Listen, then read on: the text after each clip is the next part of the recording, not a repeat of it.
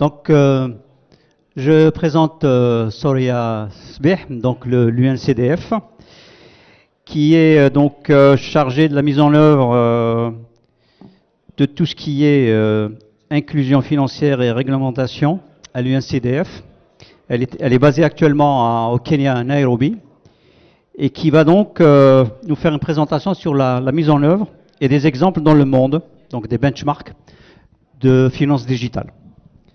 Soria, à vous. Bonjour. Ça marche? Ça marche? Bonjour.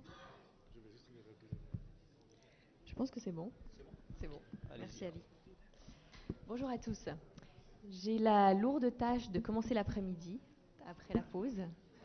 Donc j'essaierai d'être brève et de vous présenter quelques modèles et exemples de mise en œuvre de ce qu'Alice a commencé à vous présenter ce matin. Donc des modèles de monnaie électronique, des modèles d'émetteurs de monnaie électronique à travers le monde et qui, j'espère, pourront lancer les discussions cet après-midi. Alors, quelques messages clés.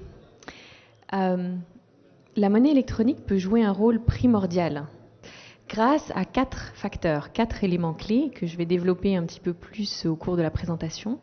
Alors, ça commence par l'identification. Pourquoi l'identification? Ça permet d'ouvrir des comptes plus facilement qu'un compte bancaire traditionnel. Le deuxième point clé, ça va être le canal de distribution, ce qu'on va appeler des agents, qui vont être les points d'échange, donc entre le consommateur, l'utilisateur et ses services financiers. Troisième point clé, les acteurs non bancaires. Ces acteurs non bancaires vont compléter la gamme de produits et de services qui sont offerts par ailleurs par les acteurs bancaires. Et enfin, dans un cadre encourageant la protection des consommateurs. Alors, je vais vous donner quelques exemples de mise en œuvre de ces systèmes de paiement électroniques qui varient énormément d'un pays à l'autre. Alors, il n'y a pas du tout un modèle et une stratégie qui fonctionnent partout. Ces 3 exemples sont ce qu'on appelle tester et apprendre, ou en anglais test and learn. Donc, laisser un petit peu d'espace au secteur privé pour innover, pour faire quelques expériences, en apprendre, en tirer des leçons et puis éventuellement réglementer. Deuxième stratégie, extension du système bancaire existant. Alors ça veut dire que vous prenez votre cadre bancaire qui existe par ailleurs et vous donnez des petits espaces de liberté pour l'innovation, mais toujours sur ce système bancaire. On donnera quelques exemples. Et puis enfin, peut-être la stratégie la plus ambitieuse est d'introduire un nouveau cadre réglementaire qui permette soit la monnaie électronique, soit des émetteurs de monnaie électronique ou des PSP, donc des services de paiement. Alors, petit dernier message avant de commencer, il n'y a pas de modèle à suivre. Chaque pays a un contexte différent, unique, et donc il est important par rapport au cadre réglementaire de permettre l'innovation, de permettre des tests pour essayer de trouver la meilleure solution pour le contexte du pays. Alors, je vais commencer par quelques éléments, par ce qu'on appelle les éléments réglementaires clés pour l'inclusion financière, et par regarder quels sont les prérequis pour une finance digitale inclusive.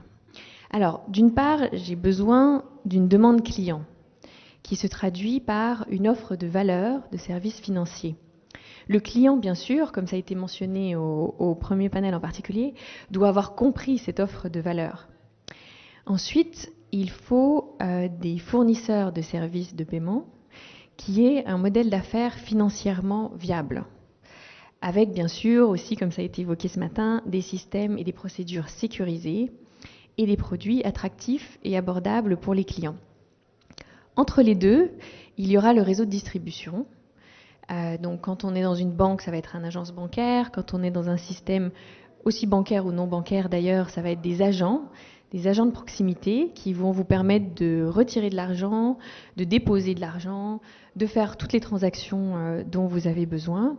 Et le tout dans un cadre réglementaire qui encourage le développement d'un écosystème respectant les droits des clients.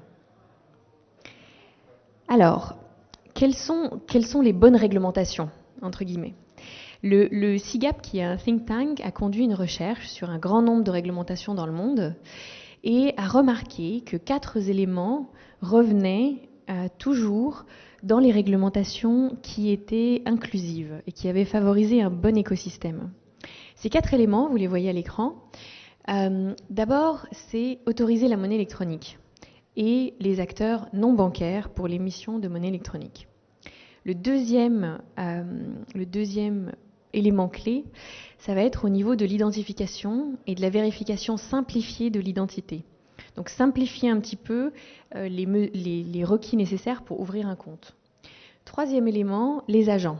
Alors les agents, c'est ce qu'on appelle le réseau de distribution ailleurs, et nous en parlerons, donc agents bancaires, non bancaires. Et enfin, la protection des consommateurs.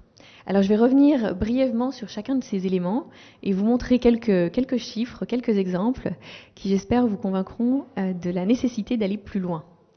D'abord, monnaie électronique et acteurs non bancaires. Qu'est-ce que ça veut dire?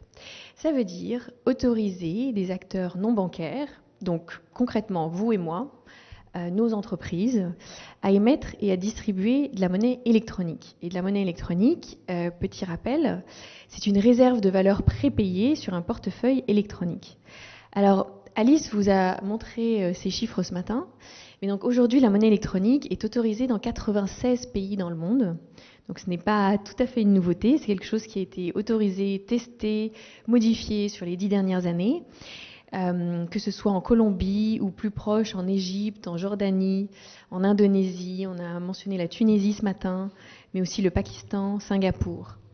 Et alors bon, les chiffres sont un petit peu petits probablement pour que vous voyez, mais on note une nette augmentation de la population qui possède un compte dans les juridictions qui ont autorisé la monnaie électronique. Donc vous avez quelques exemples en fait en violet, on voit l'écart.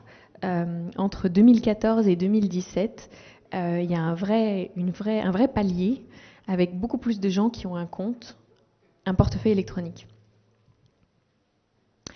Alors, que veut dire simplifier l'identification et la vérification de l'identité, concrètement?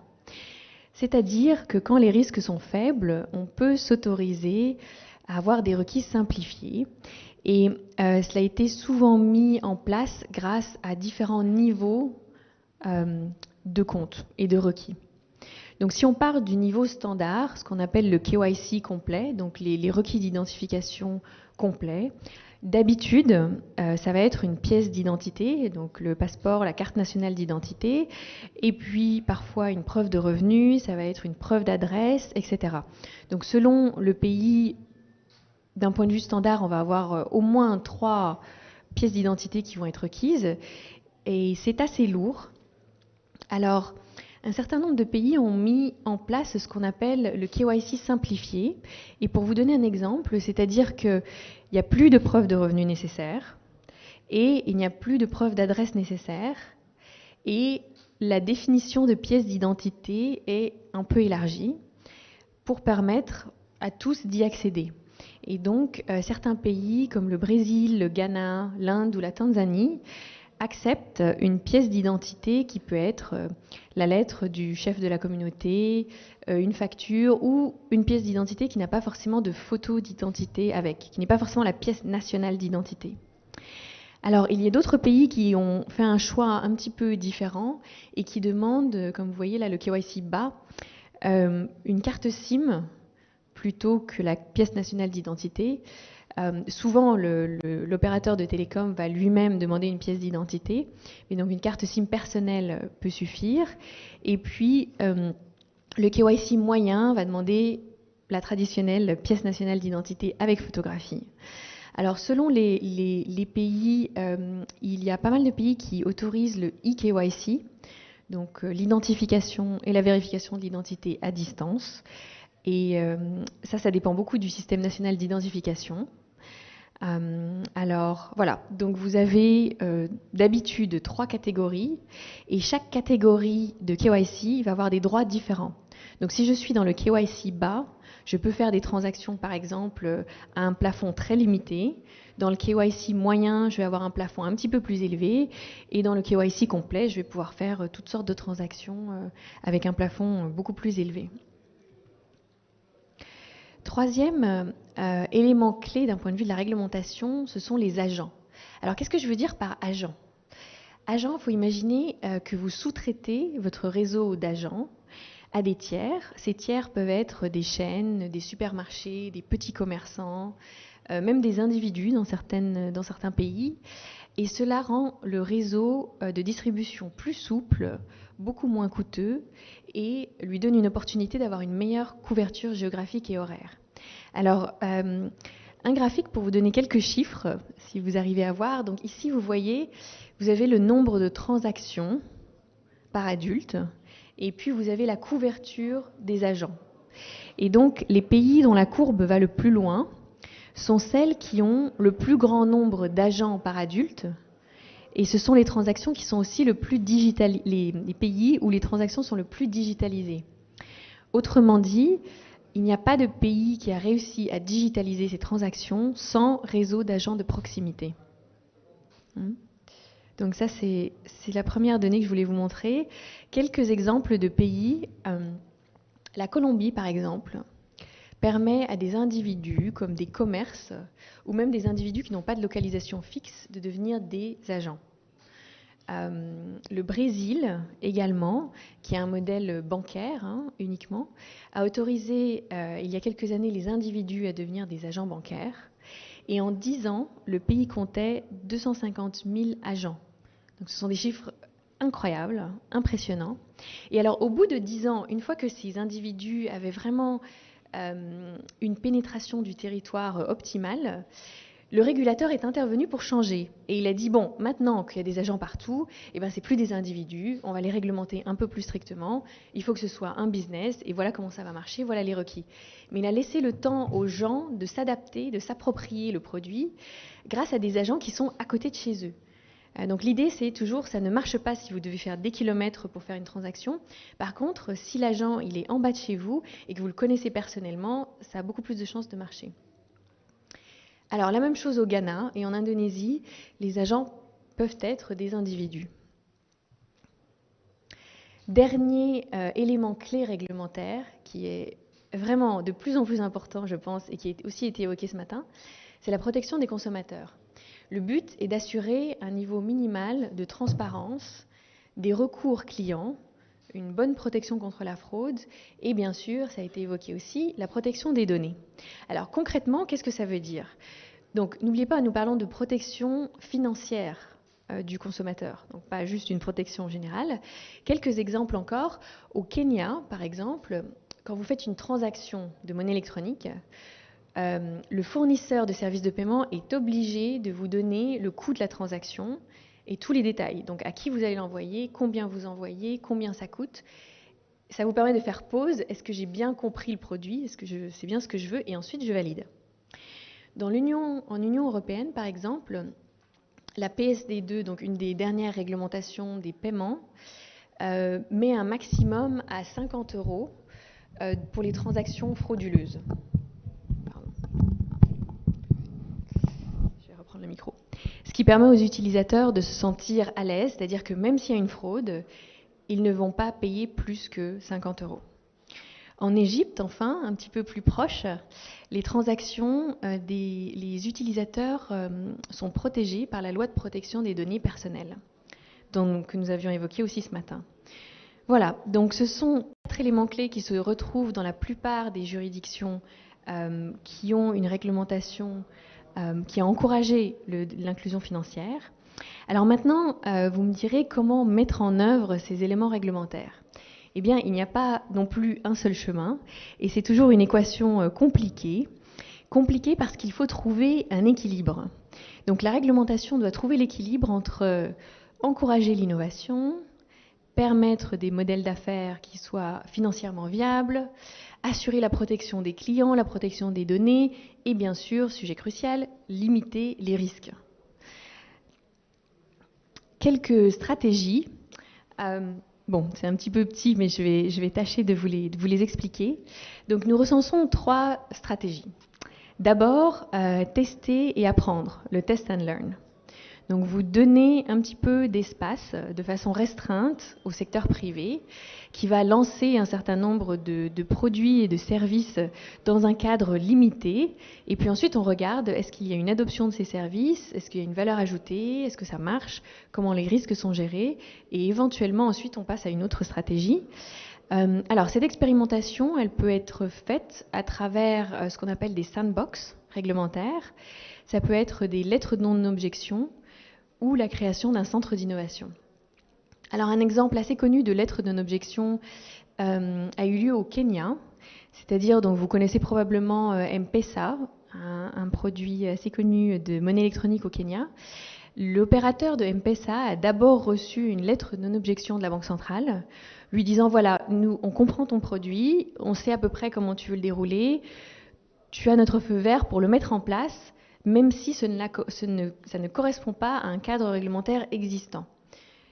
Et plus tard, quelques années plus tard, une fois que la Banque centrale a été convaincue des bienfaits pour l'économie de ce modèle, il y a eu une réglementation sur la monnaie électronique.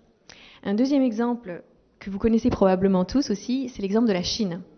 Donc les produits comme Alipay, WeChat Pay, de portefeuille électronique en Chine ont aussi été développés hors cadre réglementaire existant, avec la bénédiction de la Banque centrale, pendant un certain temps et dans un certain cadre. Et plus tard, la Banque centrale a réglementé ces mêmes produits et introduit exactement le cadre prudentiel qu'elle souhaitait. Une autre stratégie, qui n'est pas exclusive de la première, c'est l'extension du système bancaire existant. Donc vous partez de votre loi bancaire ou la loi crédit et monnaie selon les pays, et puis vous la modifiez pour introduire un espace suffisant pour innover. Alors souvent, ces modifications vont avoir lieu pour permettre, par exemple, un réseau d'agents non bancaires. Donc vous dites, j'ai toujours mon établissement bancaire, mais je souhaite que le réseau de distribution aille plus loin dans la couverture, donc dans les zones rurales, dans les zones un peu plus éloignées. Et donc, je vais permettre, par exemple, aux agents non bancaires d'opérer. Donc, c'est ce qui a eu lieu au Brésil ou en Inde, et ça permet de couvrir significativement la pénétration du réseau. Vous pouvez aussi donc garder toujours votre système bancaire et puis alléger un petit peu, et je pense que ça a été fait en Algérie en 2012, les requis d'identification pour les comptes. Donc ça, c'est une deuxième stratégie, où vous gardez votre cadre bancaire toujours existant. Vous avez aussi ce qui a été mentionné au deuxième panel, toutes les problématiques de open banking ou open data, donc le partage des données. Vous gardez votre socle de banque, simplement vous les obligez ou vous les incitez à partager leurs données, et donc vous avez une couche au-dessus de fintech, de start-up, de fournisseurs de services de paiement qui vont pouvoir exploiter ces données pour offrir des services plus innovants et plus proches des besoins des consommateurs. Donc deuxième stratégie, vous gardez votre système bancaire en place et on fait des petits ajouts autour. Troisième stratégie, la plus ambitieuse, c'est de développer un cadre réglementaire nouveau. Nouveau de toutes pièces, vous permettez la monnaie électronique, vous permettez aux acteurs non bancaires dans un certain cadre d'opérer. Donc vous écrivez les règles du jeu avant de tester comment le jeu va se jouer. Alors c'est un modèle qui a été adopté dans un très grand nombre de pays. Je peux citer la Tunisie, je peux citer le Pakistan, Singapour. Donc la Banque centrale travaille sur une nouvelle réglementation, publie cette réglementation et par la suite des acteurs du marché vont demander des licences et puis offrir des produits. C'est le modèle, on va dire, un petit peu plus classique. Voilà. Qu'est-ce que j'avais d'autre ? Oui, juste peut-être un dernier commentaire. Ces 3 stratégies ne sont pas exclusives. Elles peuvent être conduites de façon en parallèle. Encore une fois, il n'y a pas un seul chemin. Et il faut trouver le chemin qui permet de la flexibilité et d'encourager l'innovation. Voilà, merci beaucoup. Merci Soraya. Donc on va passer au panel et demander à M. Abdelrahman Hadef de nous rejoindre. et son panel, donc, qui est composé de Madame Nawal Belkritli, qui est directrice générale de la SATIM, Monsieur Abdelkader Khnoussi, donc président de PhilLab, et Monsieur Mahdi Omar Ayash, qui est le président de la commission économie numérique au conseil consultatif de la PME au ministère de l'Industrie, et également CEO de la start-up Koufa. Abdelrahman, c'est à vous. Merci Ali. Bonjour tout le monde. Bonjour membres du panel. En premier lieu, je souhaiterais remercier Soraya pour la qualité de la présentation et pour tous les éléments qu'elle nous a fournis.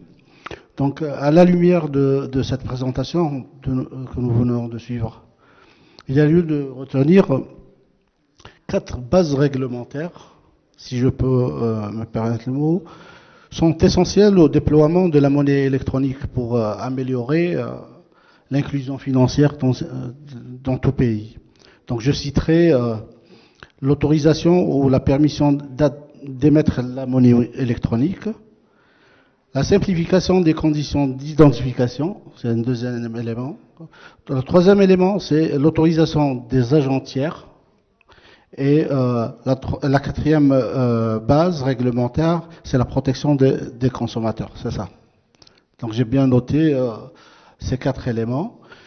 En même temps, il y a lieu de noter, toujours selon la présentation de Soraya, qu'il y a plusieurs modèles qui ont été testés à l'international pour l'introduction de ces bases réglementaires. Donc on peut citer le test and learn. Il y a le deuxième modèle, c'est l'extension d'un système bancaire existant. Et le troisième modèle, c'est bien la création d'un statut ou d'un nouveau statut d'émetteur de monnaie. Donc ça, c'est les 3 modèles qui ont été un peu testés à travers le monde. Aujourd'hui, en Algérie, ces stratégies, comme vous l'avez dit, ne sont pas exclusives, donc elles peuvent être combinées et elles peuvent faire objet aussi de nouvelles stratégies carrément qui ne sont pas citées dans votre présentation. Donc pour la première question, je m'adresse aux membres du panel. Donc bien que la situation de l'Algérie est un pays continent et à son propre contexte, bien évidemment, quelles sont les leçons qu'on peut tirer de ces exemples qui ont été présentés, donc les 4 bases réglementaires et bien sûr les 3 modèles qui ont été déjà déployés dans différents pays. Donc à vous la parole. Allez-y, c'est Abdelkader.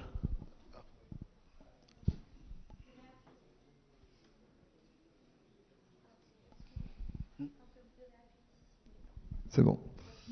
Merci beaucoup. Merci Abdelrahman, merci Soraya pour ta présentation, merci au Caire pour avoir initié cet événement. Avant de répondre à la question, en fait, de manière très déformation professionnelle, c'est de vouloir resituer un peu les choses dans leur contexte par rapport à la thématique qui est aujourd'hui la finance digitale. Donc on va aller un peu plus dans la granularité de ta question précise, hein, mais ce matin il y a eu certains concepts qui ont été abordés et pour l'auditoire il serait peut-être pas de clarifier les choses, mais d'avoir un avis un peu différent. Donc moi je suis directeur du FinLab, on a une vue un peu 360 sur le système financier et qui concerne notre gouvernance est composée en fait de banques, d'assurances et des autorités de régulation. Donc la finance pour nous c'est une entièreté, c'est une entropie entière. Et ce matin on a beaucoup évoqué de choses qui sont de l'ordre de la paytech, qui est un sous-segment en fait de la fintech. Et donc ça fait pas mal de séminaires, de conférences, etc. où on discute un peu de finance digitale par le biais un peu restreint et restrictif du paiement. Et donc des problématiques liées à ce que on arrive à gérer effectivement des TPE, etc., etc. Nous pensons qu'avec de la technologie existante, un peu de régulation, etc., ce sera du passé et des choses qui seront derrière nous très très rapidement.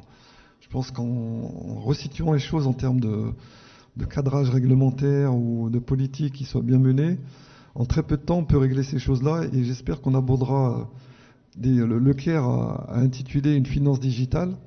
Donc pour revenir un peu à l'ADN du FinLab, la finance digitale, et bon, on va parler de la finance inclusive, elle a certains leviers. Donc on parle de finance inclusive à partir du moment où on a fait le constat où il y avait une finance qui était exclusive. Ça a été à partir de 2007 ou 2008 où dans les pays matures, on a constaté que le réseau d'agences, le réseau bancaire diminuait. Et donc on a vu pendant les 3, 4, 5 années suivantes que la densité en fait des réseaux d'agences faisait qu'il y avait des populations qui n'étaient pas atteintes. On a transposé ça après sur des organes internationaux comme le FMI, etc., pour en profiter d'introduire la notion de finance inclusive. Et aujourd'hui, on n'a parlé que de paiement. On est rentré par le petit billet alors que là, intellectuellement et au regard des gens qui ont été invités, il serait peut-être temps de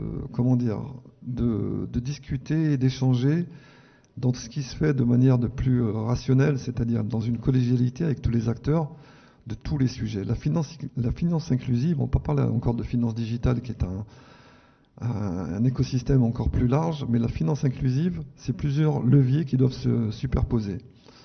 On a effectivement une densité d'agences qui est...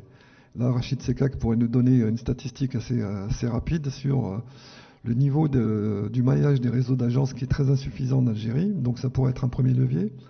Il y a des choses comme par exemple des leviers comme de la technologie sur les DAB, ce qu'on appelle les DAB agencies, qui pourraient permettre à des populations qui sont isolées d'avoir des services bancaires sur des DAB. Alors là, on n'en parle jamais, alors que des ATM qui seraient portés par les banques permettraient au moins d'avoir des consultations, de faire du retrait, etc., des dépôts sur des DAB sans avoir en continuité, 7 jours sur 7, 24, avec des points de maillage territorial qui permettraient d'atteindre beaucoup plus de personnes. On a aussi un troisième levier qui peut être en termes de finance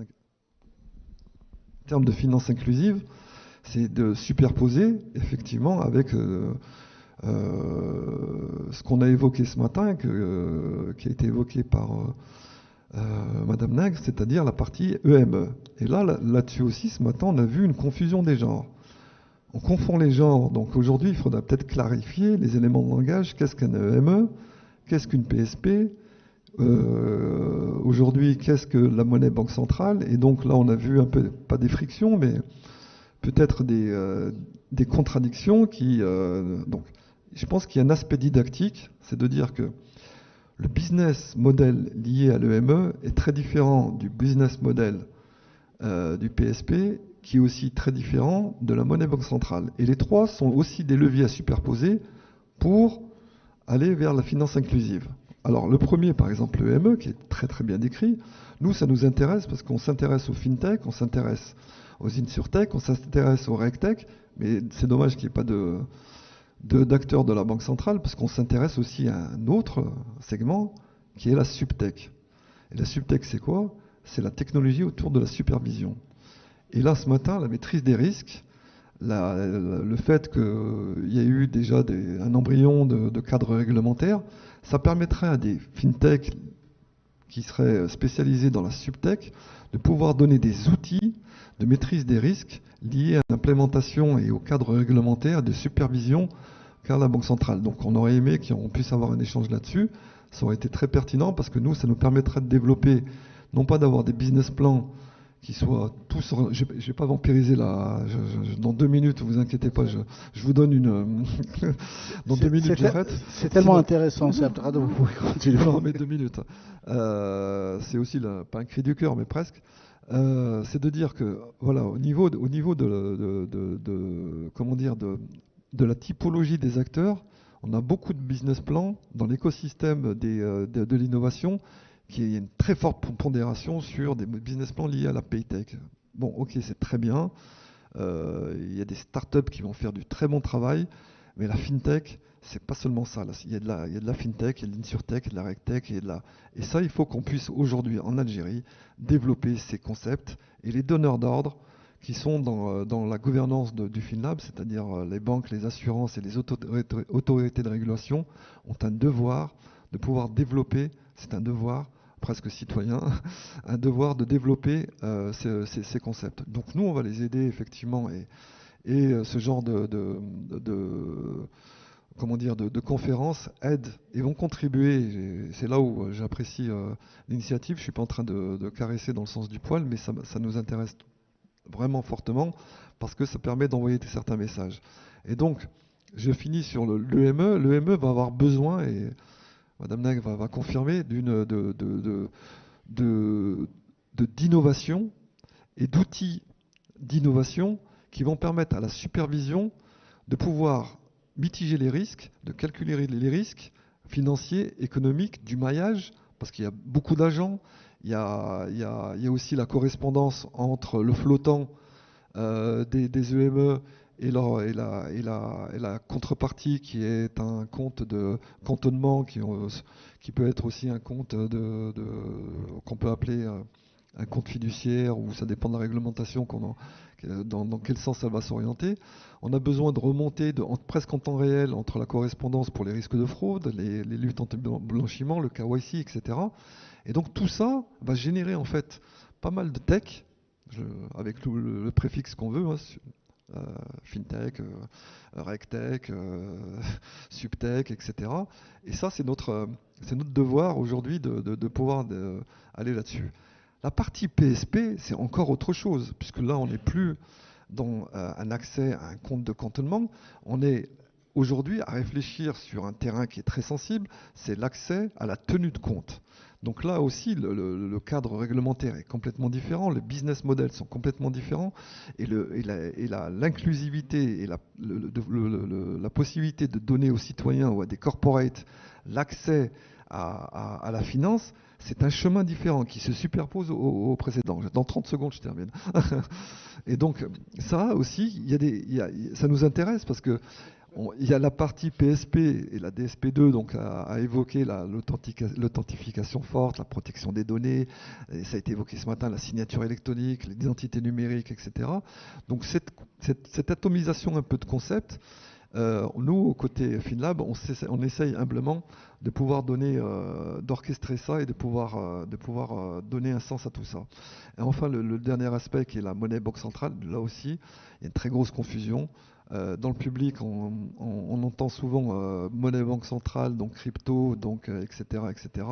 Or nous, la première chose qu'on dit, et je ne vais pas m'étendre là-dessus, mais c'est de décorréler la crypto de la blockchain, parce qu'on a énormément besoin de POC, de concepts blockchain en Algérie. On a énormément de compétences. On peut faire des POC dans l'assurance, au niveau de la bourse d'Alger, au niveau des règlements entre banques, ça peut être aussi pour le risque de fraude, etc. Et donc cette année, on va essayer de développer au moins avec des acteurs, soit de la diaspora, soit en local, et avec des acteurs, des POC sur la blockchain, qui vont permettre en fait, je vous donne juste un exemple et je finis là-dessus, Edjara, qui est une petite structure qui utilise une blockchain, fait de l'inclusion financière, particulièrement pour les agriculteurs et les femmes au Cameroun, et développée au Nigeria, etc. Et c'est toute une structure qui est développée sur la blockchain, et elle parle énormément.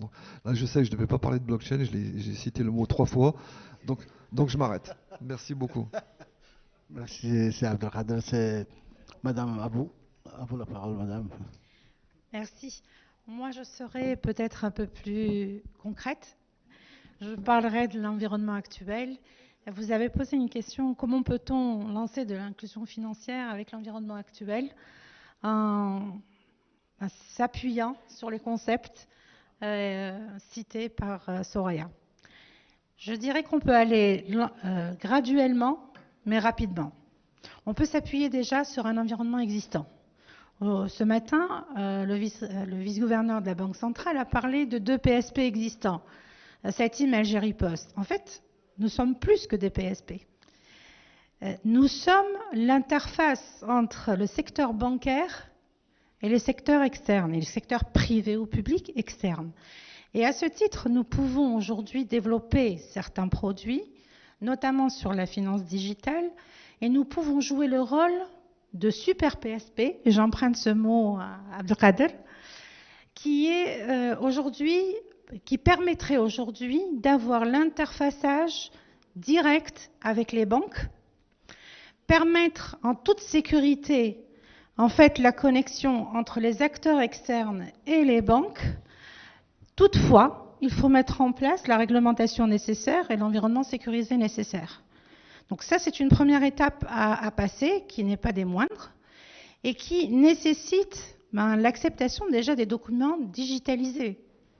Aujourd'hui, on est tous citoyens algériens, on sait bien qu'on ne peut pas signer un contrat digital. Il n'est pas reconnu. Une banque a lancé l'expérience, on peut ouvrir un compte à partir de son application mobile, mais il faut quand même se déplacer à l'agence pour déposer le contrat. Donc il y a quand même un travail préliminaire à faire. Il y a des bases réglementaires à mettre qui vont permettre de reconnaître déjà les documents digitaux. Il y a tout un effort qui a été fait sur la justice, par exemple. Aujourd'hui, le casier judiciaire, on peut l'avoir de façon totalement électronique. Il faut faire la même chose sur la finance digitale. La finance digitale permettra l'inclusion financière, mais on n'en est pas encore là. Je dirais même l'ensemble des banques aujourd'hui proposent des produits qu'on dit digitaux, mais qui ne le sont pas en réalité. Il y a toujours, à un moment dans la chaîne, une partie scripturale. Il y a la signature obligatoire, il y a la présence du client obligatoire, il y a les photos, il y a tous les documents qui sont absolument nécessaires pour l'ouverture d'un compte, même pour accéder à un service. Je donne un exemple tout bête aujourd'hui qu'on vit. Le lancement du e-payment, on l'a démarré avec une sécurité, je dirais, un mot de passe statique. L'expérience a voulu qu'il fallait passer à un mot de passe dynamique. Or, le meilleur moyen aujourd'hui que nous avons en Algérie de communiquer avec un client, c'est son numéro de téléphone, son numéro de mobile. Aujourd'hui, c'est très difficile de collecter le numéro de téléphone du client. Donc, on a mis à la disposition de certaines banques des outils à travers Internet pour collecter ces numéros. Ce n'est pas suffisant parce qu'on ne reconnaît pas le client et on ne sait pas qui est derrière le client. On a besoin d'une authentification du client. Donc, ça complique à chaque fois la digitalisation. Et il y a tout un travail à mener. Je reviens sur l'environnement réglementaire qui est aujourd'hui le principal, je dirais, moteur de changement que nous pouvons apporter à la place. Ensuite, bien sûr, il y a des acteurs aujourd'hui qui sont digitaux. Satim est l'émanation des banques pour une raison principale qui est la digitalisation des moyens de paiement. Le TPE n'est qu'une étape qui est confrontée à la réalité du terrain, certes, mais c'est une étape. Si on le regarde techniquement, c'est une étape achevée pour nous. Réussie. La pénétration du produit n'est pas un problème technique.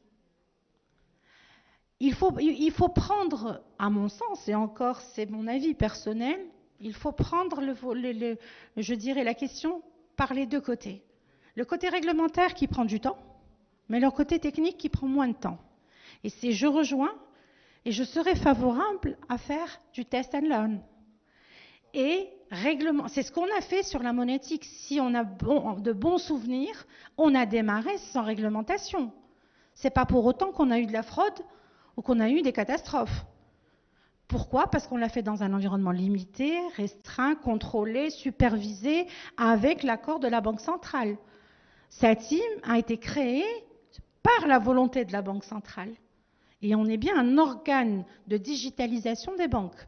Donc on peut très bien concevoir la finance digitale comme ça, c'est-à-dire lancer les changements réglementaires, mais lancer aussi des POC, lancer aussi des acteurs, comment vous avez dit, des non, non, pas les non-banques, c'est-à-dire on accepte, de la Banque centrale accepte d'agréer, entre guillemets, pour un certain temps, un acteur ou plusieurs acteurs dans un environnement très limité, restreint, mais quand même sur le terrain. Donc, pour répondre à votre question, pour moi, il y a une seule façon de faire, mixer les deux en même temps. Lancer toutes les modifications réglementaires nécessaires, c'est urgent, il faut le faire, mais en même temps, permettre à des acteurs de place reconnus, avec des garanties à mettre en place, et les laisser fonctionner selon des schémas qui seront arrêtés en collégialité avec l'ensemble des acteurs. J'espère avoir répondu. Oui, ça va. Vous avez bien répondu. On donne la parole à Mehdi. Mehdi, c'est aussi un acteur qui est actif au niveau national, mais surtout à l'international, et qui a été un acteur aussi de l'inclusion financière dans un pays, donc qui est le Sénégal, c'est ça? Sénégal. Donc à toi, Mehdi, s'il te plaît. Donc voilà, pour parler un peu, pour benchmarker les modèles, là c'est pas juste benchmarker, c'est une start-up algérienne qui a testé un écosystème différent, juste pour parler un peu du concept de Koufa qui est autour de la fintech. Je sais pas, on a été en quelque sorte lauréat de concours internationaux dans la rubrique fintech, mais nous à la base on était une retail tech. C'est un système de gestion un peu de flux d'informations entre les petites boutiques, le système de distribution africain qui est caractérisé par une grande fragmentation et à la base surtout de grands fournisseurs FMCG. À un moment donné, on a eu l'intérêt d'une banque qui nous a emmenés au Sénégal pour dire, nous, il y a une population qu'on ne connaît pas. Nous, on connaît le métier de la banque. Mais il y a une catégorie particulière, en l'occurrence les épiciers. Il faut juste faire une petite précision. Les épiciers en Algérie, c'est connu, c'est le premier réseau de microcrédit. Tout le monde fait crédit chez son épicier et c'est 120 à 140 000 points de présence. Alice et Soraya ont parlé de réseau d'agents, et qui bénéficie aussi d'une certaine proximité avec les clients. Je parle du Sénégal, je parle sous le contrôle de Madame Kritli. Une fois, elle nous a posé une colle et nous a demandé, à votre avis, quel est le DAB le plus actif d'Algérie? On a tous dit le DAB qui est au niveau de l'aéroport, le DAB qui est... Et non, c'est un DAB dans la wilaya de Khenchla, dans un village. Il est Ouslim. Et c'est juste parce qu'il y a un chauffeur de taxi qui fait le tour des villages environnants pour collecter les cartes et faire le retrait. Il se fait payer 200 dinars.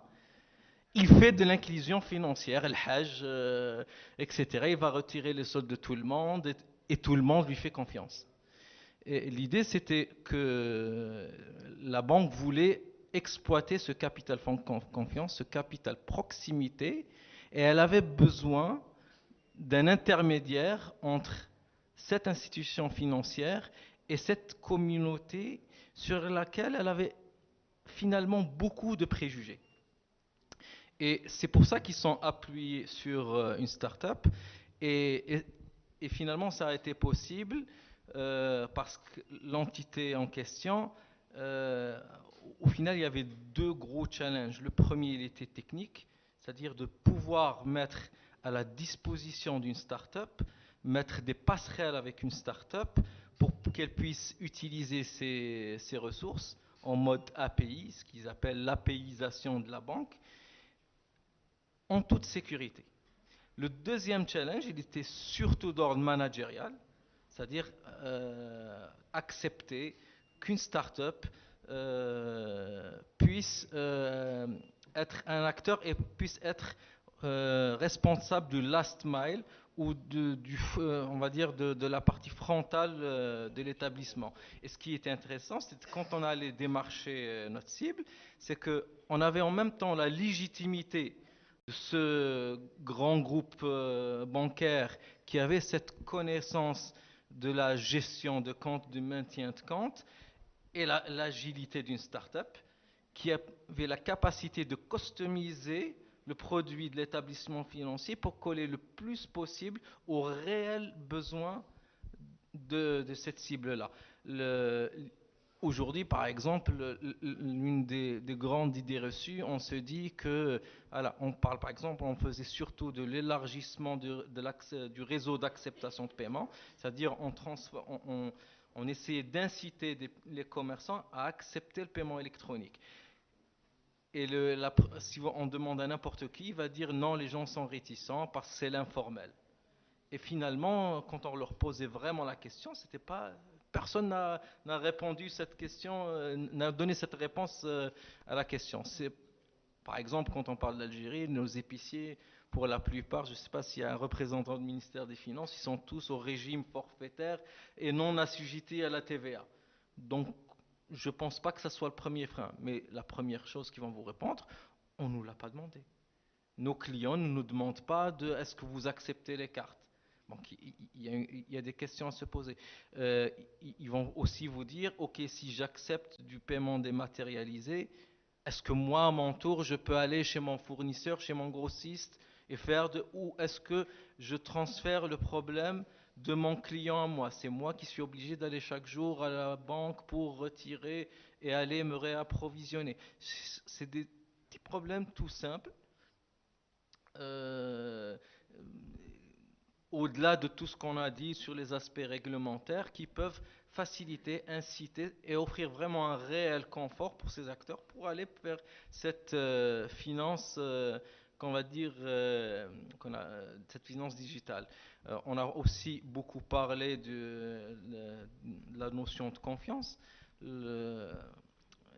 de la protection des consommateurs. Juste, je ne sais pas si c'est un hasard du calendrier, hier c'était la journée mondiale des droits des consommateurs et pour thématique pour cette année, des produits financiers équitables. Donc voilà, le mot équitable, je pense que c'est intéressant à aborder. Est-ce que les outils, aujourd'hui, cette population, quand on parle d'informel, par exemple, en Algérie, on parle surtout de lutte contre l'informel. Ailleurs, on parle d'accompagnement des acteurs de l'informel. Ils ne sont pas coupables, juste on ne les a pas adressés avec les bons outils pour permettre. Je pense que c'est plus les banques ou les établissements financiers avec des startups qui doivent se rapprocher de ces communautés-là non bancarisées que le contraire. On ne doit pas les obliger à venir dans le moule que nous, on s'est fait de la finance digitale. Et pour dire que ça avait très bien marché, le Covid, malheureusement, est venu un peu interrompre. C'est pas facile d'intervenir sur un autre pays alors qu'il n'y a pas de vol, il n'y a pas de moyens de se déplacer. Aujourd'hui, l'aventure Koufa, ça avait commencé concrètement il y a quelque chose comme 3 ans au Sénégal, juste à la période où les frontières fermaient. Là, on a vraiment l'ambition de venir, on voit qu'il y a des choses qui sont en train de se faire au niveau d'Algérie Post, au niveau de la réflexion, au niveau des banques. Et l'idée, c'est, encore une fois, d'avoir cette culture d'open innovation, de mettre autour de la table, et je vais terminer avec ce point, pour choisir les projets qui ont été inclus dans ce programme de cette banque-là, ce n'étaient pas les cadres, ce n'étaient pas les experts de la banque qui nous ont choisis. La procédure était simple, ils ont loué un grand complexe, ils ont ramené de toute l'Afrique des représentants des communautés qui n'arrivaient pas à adresser. On avait un panel devant nous de marchands du marché de légumes de Sangaka, des associations de boulangers du Cameroun, etc., qui étaient tous non bancarisés. Et c'était eux les membres du jury pour élire les projets que eux voyaient comme innovants et pas la banque. Et je pense que cette vision un peu d'être consumer-centrique, si on considère que le consommateur c'est les non bancarisés, ce serait intéressant à aborder. Effectivement, donc si je comprends, vous êtes plus dans l'optique test and learn, donc il faut toujours essayer de trouver les meilleures formules qui s'y au contexte cible. Pour cela, je vais me tourner vers Soraya et je voulais savoir, d'après votre expérience et d'après votre présentation que vous avez faite tout à l'heure, parmi ces bases réglementaires ou ces modèles, quelle est la plus facile à mettre en œuvre? Merci. Alors, je voudrais revenir sur un élément que Mehdi vient d'évoquer et qui est crucial, c'est la confiance et la proximité. Et donc, pour commencer à convaincre les utilisateurs, il faut de la confiance et de la proximité. Et donc, je dirais que la mesure la plus facile et la plus rapide à mettre en œuvre, c'est de permettre un réseau d'agents non bancaires.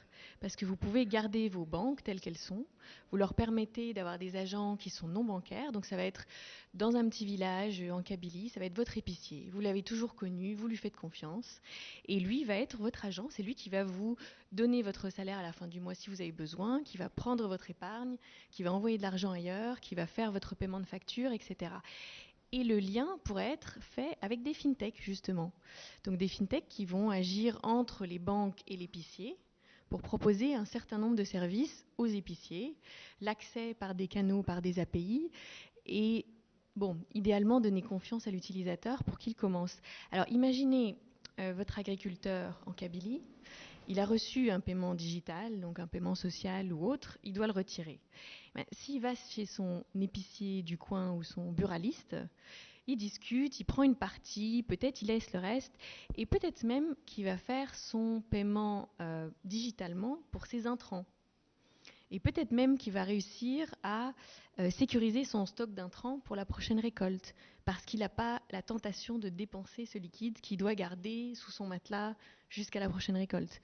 Et donc, oui, je dirais que les agents de distribution sont probablement la manière la plus facile, le quick win, et qui permet aussi un grand nombre d'innovations côté fintech, pour rebondir avec la première intervention. Merci Soraya. Maintenant, je me tourne vers Abdelkader. Et le rôle du FinLab, justement, pour proposer des solutions. Vous avez parlé tout à l'heure de RegTech et de start-up qui est active dans cette place. Quel est le rôle, c'est bon, quel rôle peut jouer le FinLab pour essayer d'apporter des réponses à cette thématique à travers justement ces acteurs-là qui sont assez agiles, assez innovants, qui peuvent apporter une valeur à la place? Alors, je vais commencer par répondre en imitant un peu Nawel, c'est-à-dire que je vais parler concrètement maintenant. Et effectivement, dans la triangulation, en fait, il y a les donneurs d'ordre, que sont les banques et les assurances. Il y a la réglementation, plus ou moins juridique ou réglementaire ou directive, on l'appelle comme on veut. Et puis, il y a la partie fournisseur de solutions. Je dis fournisseur de solutions parce que ça peut être start-up, ça peut être éditeur, ça peut être intégrateur, ça peut être... etc. Pour répondre précisément à ta question, Abdelrahman, c'est en fait... il y a une histoire de mindset. Mais c'est pas péjoratif en parlant de mindset, on prend de la hauteur en parlant de mindset, en disant ils n'ont pas le mindset. C'est une adaptation en fait du mindset. C'est juste pivoter un petit peu. Et par exemple, c'est des choses très basiques. C'est la réexpression du besoin.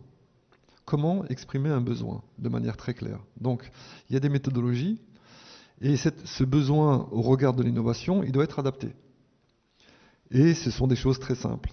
On a parlé du KYC, on décortique un KYC. C'est-à-dire une partie technique, authentification, identification, et puis il y a du profil. Là, il y a une petite partie métier, est-ce qu'on fait du profil par le risque? Est-ce qu'on peut y mettre de l'intelligence artificielle? Est-ce que derrière on fait du reporting interne? Et il y a du reporting réglementaire.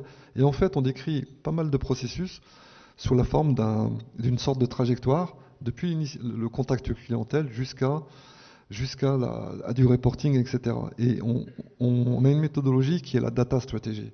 Donc là, beaucoup en ont parlé, c'est autour de la donnée. Cette donnée, elle est souvent utilisée sans savoir que c'est de la golden source. C'est le pétrole algérien. Et à partir de là, il faut pouvoir l'utiliser pour optimiser toutes ces données. Elles s'agrègent, elles se rencontrent, etc. Donc on a besoin aussi, dans le mindset des donneurs d'ordre, d'injecter un peu des data analystes, des gens qui savent utiliser la donnée, qui peuvent collecter la donnée, la structurer et lui donner une valeur ajoutée. Donc ça, c'est des choses génériques, très concrètes, qui s'appliquent à beaucoup de process métiers, à beaucoup de workflows. Et de l'autre côté, c'est aussi vis-à-vis des startups, etc. On a une sorte de méthodologie aussi, c'est un triptyque, c'est est-ce que ces startups qui sont dans le domaine de l'écosystème financier, très schématiquement, comprennent trois clignotants. Le premier est fonctionnel, est-ce qu'ils comprennent le besoin réexprimé au regard de l'innovation? Est-ce qu'ils comprennent donc la partie fonctionnelle? Est-ce qu'ils ont les éléments techniques? Et souvent ils les ont, mais les éléments techniques, pas seulement sur leur capacité à répondre à la solution, mais c'est les compréhensions techniques à s'intégrer au sein de grandes institutions, bancaires, institutionnelles, bourses, etc. C'est pas seulement le fait de comprendre la technique que l'on maîtrise, c'est comment on va s'interfacer. Ça a été évoqué la notion d'APIisation. Comment on peut, avec des protocoles, des standards, on parlait de PSP précédemment, il y a une notion de certificat, etc. Donc on ne va pas rentrer dans les détails. Mais est-ce qu'on maîtrise tout ça? Est-ce qu'on maîtrise l'écosystème endogène vis-à-vis de ses capacités propres, mais aussi de son interfaçage et sa capacité à s'interfacer? Et ça, c'est très important. Et puis le troisième, c'est effectivement réglementaire, avec des corrélations juridiques, etc. Mais comprendre qu'il y a des exigences réglementaires. Et là, on se dit, tout à l'heure, pour répondre à la question, je vais mettre un petit peu un bémol, c'est est-ce qu'on laisse de l'innovation et après on réglemente? Ça dépend qu'est-ce qu'on met sous la notion de réglementation. Il y a des réglementations qui sont, on en a parlé avant-hier, moi ce que j'appelle des réglementations positives. Voilà, dérégulation positive. Donc c'est de se dire, mais effectivement, je ne peux pas aujourd'hui choisir.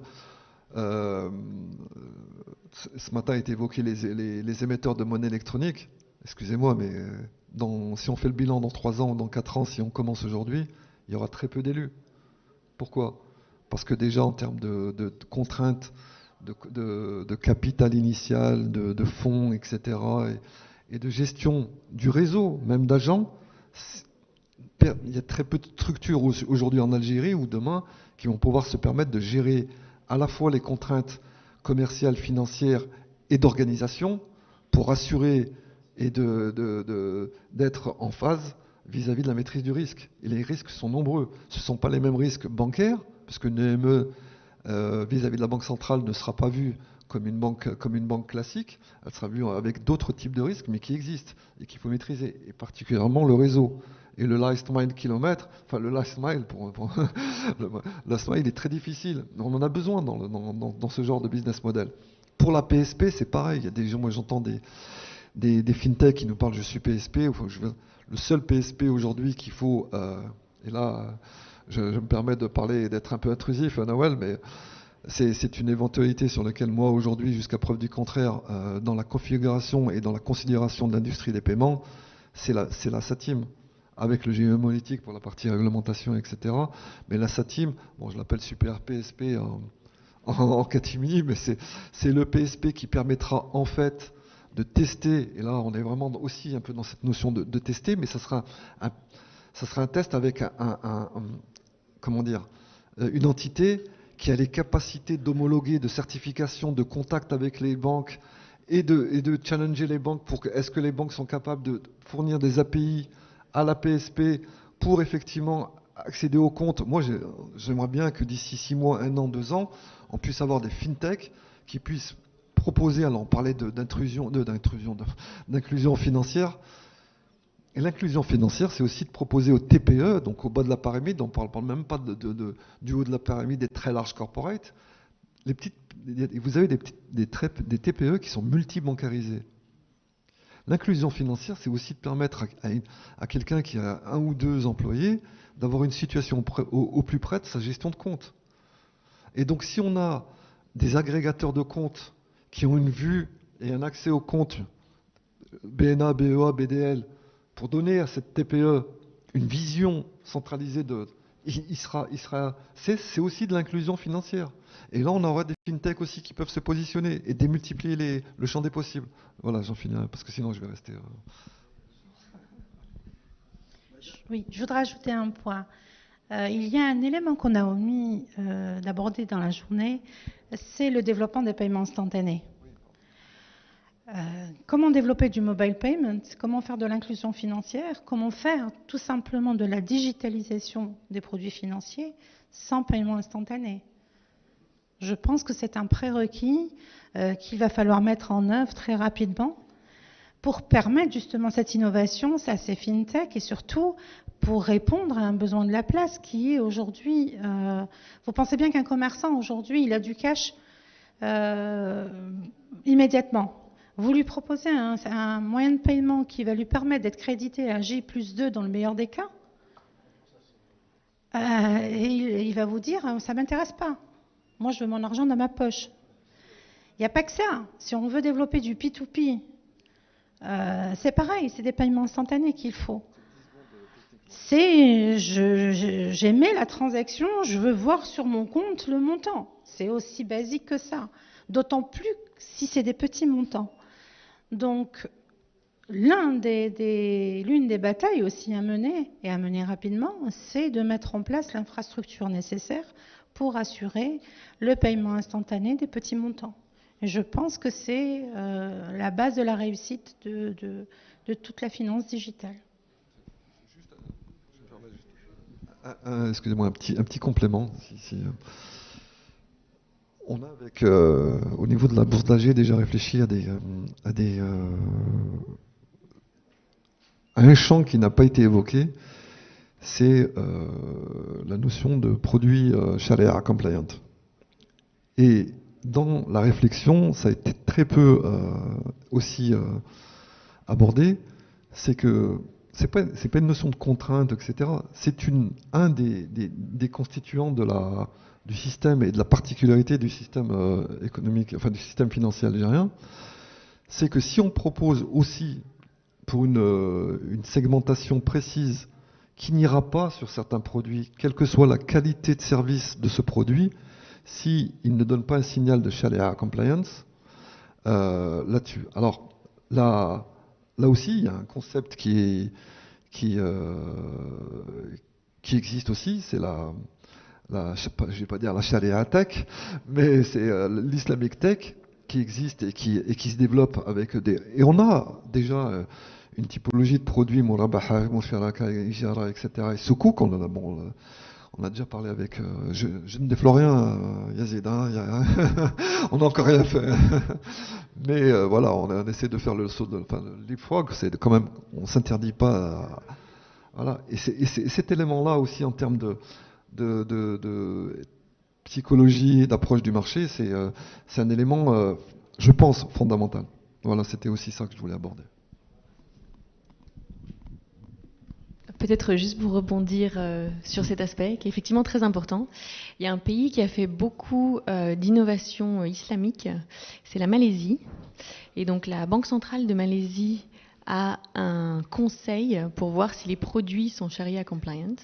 Ils ont même sorti une réglementation qui dit que la monnaie électronique est Sharia compliant. Et après, effectivement, c'est à chaque acteur, comme chaque banque, de s'assurer que les produits sont Sharia compliant et que tout fonctionne bien. Mais donc effectivement, si c'est un modèle qui intéresse à un moment donné, il a été développé et un des acteurs de pointe, c'est la Malaisie. Et avec un très grand nombre de fintech qui proposent des produits Sharia compliant et qui fonctionnent bien dans ce contexte. Merci Soraya. Mathieu, ça va? Peut-être on va ouvrir le débat pour des questions pour l'audience, si c'est possible. Hésite. Un micro s'il vous plaît.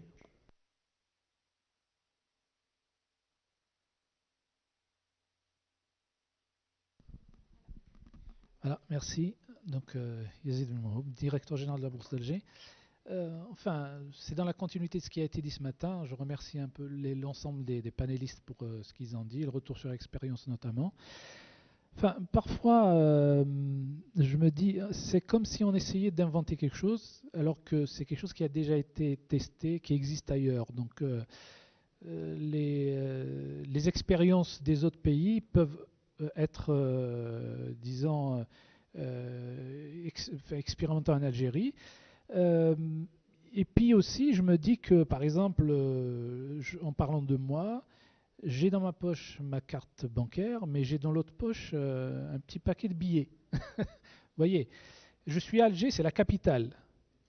Je vais sur la rue d'Idouche, par exemple, rue très commerçante.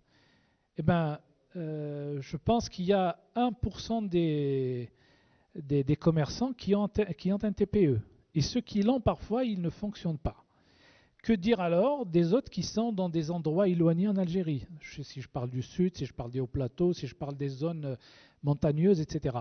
Je pense que pour reprendre l'exemple test and learn, on pourrait le faire, c'est-à-dire que sur des endroits en test réel. Je prends la capitale, je prends quelques grandes villes, sud et peut-être à l'est, une à l'ouest, et on met le paquet dessus pour voir si effectivement ça peut marcher. Aujourd'hui, parler d'un paiement électronique qui ne peut pas passer à Alger, c'est la capitale, ça serait, on ne peut pas convaincre quelqu'un qui se trouverait, je sais pas, dans une déchara ailleurs, c'est pour lui dire il va y avoir du paiement électronique. Donc c'est des exemples, c'est-à-dire que l'expérience de l'utilisateur définit en fait la réussite ou non de ce moyen de paiement. Et puis aussi, il y a un autre aspect, peut-être qu'on a oublié, on a souvent oublié, c'est que la réactivité en cas de problème. Je teste ma carte, elle ne fonctionne pas, je suis débité, je n'ai pas eu mon argent, comment je fais à qui je dois m'adresser? Si je n'ai pas la réactivité, si je n'ai pas le problème qui est réglé, je vais dire peut-être, je ne vais pas dire immédiatement, allez-y, on va dire dans les 24 heures, je n'utiliserai peut-être plus ce moyen de paiement. Donc l'expérience des usagers compte énormément. C'est-à-dire que si on doit mener ces expériences, on doit mettre le paquet, et ce n'est pas les moyens qui manquent, les institutions sont là, la SATIM, je sais qu'elle fait un excellent travail, et les banques aussi sont pleines d'envie d'aller vers ce système, mais il faut dire que les banques n'ont pas besoin d'argent. N'est-ce pas? Donc c'est l'usage des utilisateurs. Et puis, comme je l'ai dit encore ce matin, c'est aussi peut-être d'aller chercher, pour rester dans la thématique de l'inclusion financière, c'est vrai qu'il y a de l'argent qui est thésaurisé, etc. Mais c'est surtout aussi sur les grands montants, les transactions. L'argent, c'est dans l'immobilier, c'est dans les grands marchés de gros, etc. C'est là où tourne le gros du cash. Donc c'est un peu dans cette optique qu'il va falloir peut-être orienter l'expérience. Oui, vous prenez la parole, madame. Vous avez mis un point sur un élément essentiel, qui est la rupture de communication entre la tête et les membres. Et effectivement, tout le réseau souffre en fait je dirais, de coupures de réseau, et dans tous les sens du terme, technique et humaine. Je m'explique. Vous avez la stratégie au top management qui est clairement définie, il y a les objectifs qui sont arrêtés, il y a effectivement les moyens qui sont mis en œuvre, mais la communication, elle se dilue. Quand vous passez à l'exécutif, le N-1 comprend pas tout, mais comprend. Le N-2 va comprendre, mais va faire face à des résistances. Et puis le N-3, il n'aura pas l'information. Et vous allez vous retrouver en bout de chaîne. Surtout, je parle sous contrôle des banquiers d'Algérie Post, vous allez avoir sur le terrain des personnes qui ne connaissent ni le produit, ni la procédure. Donc, comme l'a dit ce matin un monsieur, il se présente à un bureau de poste ou même à une agence bancaire, et il va demander à payer avec sa carte et on va lui dire dans 30 ans. Pourquoi? Parce qu'il ne sait même pas qu'il y a une carte, il ne sait même pas qu'il y a un TPE et il ne sait même pas qu'il y a moyen de payer avec cette carte-là. Donc l'un des éléments à développer, c'est bien la communication. La communication didactique, mais aussi commerciale. Nous n'avons fait aucun effort pour vendre ces produits. Il n'y a aucun programme de fidélité qui est développé, il n'y a aucune mesure initiative qui sont développées. Aujourd'hui, on a laissé la technique L'idée, le marché. Ce n'est pas aujourd'hui, c'est pas la technique. Vous avez aujourd'hui, on a fait le choix, on a essayé, pour ceux qui connaissent le RTC, c'est-à-dire les lignes téléphoniques, et on a connecté des TPE sur un réseau téléphonique obsolète. On s'est rendu compte que c'était un échec. On a ramassé ces TPE, on les a mis à la poubelle et on a acheté de nouveaux TPE. On a lancé les TPE avec la 2G, avec des SIM sur 2G. Ah, au bout de 2 ans, on s'est dit, ah, mais la 2G, maintenant, elle est saturée. La voie est saturée, donc il faut passer sur la 3G. Et puis aujourd'hui, on dit à la 3G, c'est saturé, il faut passer à la 5G. Et c'est la fuite en avant, c'est la technologie, c'est normal, ça avance. Donc le problème, il n'est pas au niveau technologique. Il est réellement sur le terrain, il est sur la communication, il est sur les ressources humaines, le capital humain. Et on ne sait pas focaliser sur le capital humain. On a un turnover immense au niveau des banques et au niveau des bureaux de poste, même au niveau des opérateurs. On a une très bonne maîtrise de la technologie, vous verrez d'excellents techniciens, mais vous n'avez pas des gens métiers.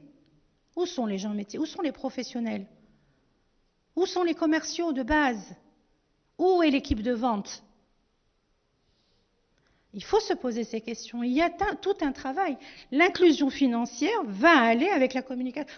Comment s'attaquer à un public qui n'a même pas accès à l'information quand ceux qui ont accès à l'information ne l'ont pas? Donc, oui, je vous rejoins. Vous dites, j'ai un problème avec ma transaction, je m'adresse à qui? Mais pourtant, c'est tout bête. Il y a un centre d'appel gratuit pour tous les porteurs, aussi bien de la poste et de la banque. Et vous pouvez appeler jour et nuit, mais personne ne le sait. Vous voyez, donc c'est bien un problème de communication. Et je pense que c'est un cheval de bataille qu'il va falloir prendre sérieusement en charge. Et c'est une clé de réussite. Vas-y, Mathé, vas-y. Peut-être pour répondre à Madame Bekritli, par rapport à les ressources humaines, peut-être que ce n'est plus du ressort des banques et d'aller vers l'épicier. Exactement. Aujourd'hui, il y a un réseau, il y a un écosystème de start-up qui ont cette agilité, cette proximité, cette capacité de parler le langage. Monsieur a dit qu'il ne trouvait pas de magasin qui acceptait des paiements par carte à Didish Mourad.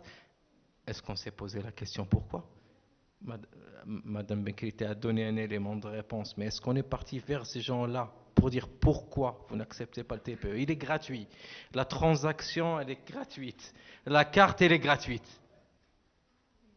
Par contre, allez, on va donner juste un point opérationnel.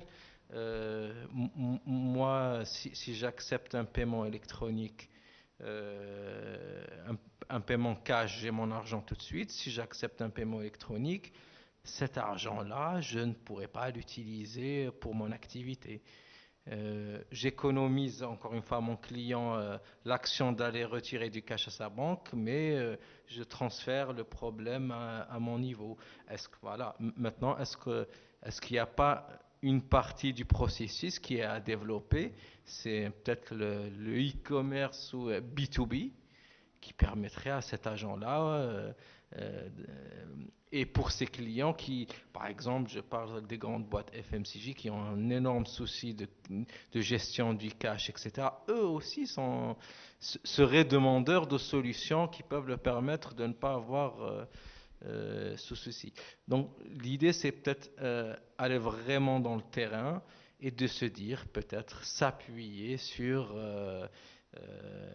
des prestataires, des startups, etc. Pour faire ce travail, comme a dit Abdelkader, du last mile.